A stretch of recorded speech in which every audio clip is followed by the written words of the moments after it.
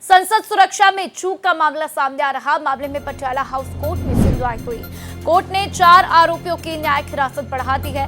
27 मार्च तक आरोपियों को हिरासत में लिया गया है। तो देखिए किस तरीके से 13 दिसंबर 2023 का ये मामला, जिसमें संसद में पीले रंग का धुआं फैलाया गया था। अगर आपको याद हो तो संसद में विजिटर गैलरी से चैंबर में 2 आरोपी कूदे थे और वहां पर पीले रंग का धुआं फैलाया गया था, जिसके बाद से सुरक्षा में चूक को लेकर वहां पर जानकारी सामने आई थी और इसके ऊपर कड़ी कार्रवाई की गई। तो जूतों में रखकर लाई गई थी धुआं फैलाने वाली चीज, जिसके बाद से आरोपियों को गिरफ्तार किया।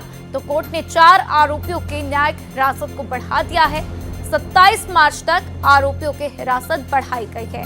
तो देखिए 13 दिसंबर 2023 का ये मामला है, जब जूतों में छिपाकर धुएं वाली चीज 2 आरोपी लेकर आए थे और वहां पर भागने की कोशिश भी करते हुए नजर आए थे और उसी दौरान उनकी गिरफ्तारी भी की गई थी। कई सवाल खड़े हुए थे कि आखिर संसद की सुरक्षा में इतनी बड़ी लापरवाही कैसे, इतनी बड़ी चूक कैसे। तो 13 दिसंबर 2023 का मामला, जब संसद सुरक्षा में चूक का मामला सामने आया था, उसके बाद से मामले में पटियाला हाउस कोर्ट में सुनवाई हुई और कोर्ट ने आरोपियों की न्यायिक हिरासत को बढ़ा दिया है।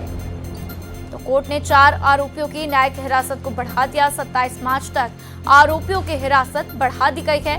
13 दिसंबर 2023 का ये मामला, जब संसद में पीले रंग का धुआं उड़ता हुआ नजर आया था और उसके बाद से आरोपियों की पहचान की गई, जो भागते हुए नजर आए थे और उनको फिर पकड़ लिया गया, उनकी गिरफ्तारी हुई और अब इस मामले में सुनवाई हुई। तो पटियाला हाउस कोर्ट ने आरोपियों की हिरासत को बढ़ा दिया है। कोर्ट की तरफ से कहा गया है कि 27 मार्च तक वो हिरासत में रहेंगे। तो कोर्ट ने 4 आरोपियों की न्यायिक हिरासत को बढ़ा दिया। 27 मार्च तक उनकी हिरासत को बढ़ा दिया है। तो संसद सुरक्षा में चूक का मामला, जिसको लेकर अब देखना होगा आगे क्या कुछ फैसला होता हुआ नजर आएगा, क्या कुछ कोर्ट की तरफ से अन्य टिप्पणियां होती हुई नजर आएंगी।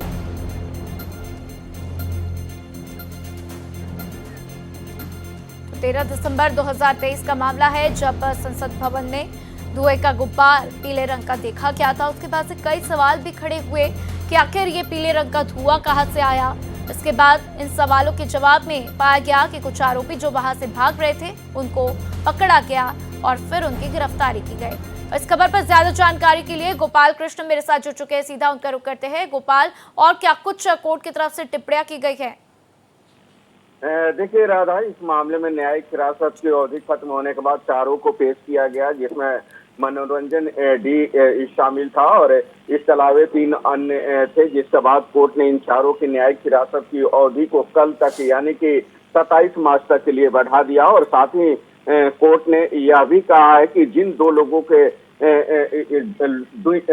लोगों की ओर से आरोप तय करने को लेकर के अर्जी दाखिल की गई है, उस पर 27 मार्च को ही कोर्ट सुनवाई करेगा, क्योंकि इस मामले में 2 जो आरोपी हैं, नीलम आजाद और जो है महेश कुमार, दोनों को जमानत मिल चुकी है। और हाल ही में दिल्ली हाई कोर्ट ने नीलम आजाद को दिल्ली छोड़ने की अनुमति दे दी थी, क्योंकि नीलम आजाद जो है वो LLB करना चाह रही थी और अपने घर पर रह करके एग्जाम देना चाह रही थी, जिसकी अनुमति कोर्ट ने दी थी।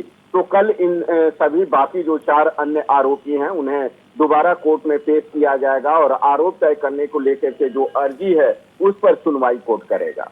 बिल्कुल गोपाल, इनकी तरफ से कहा क्या गया कि आखिर इन्होंने ऐसा कृत्य किया क्यों, क्या वजह थी इसके पीछे जो इन्होंने धुआं फैलाने का काम किया?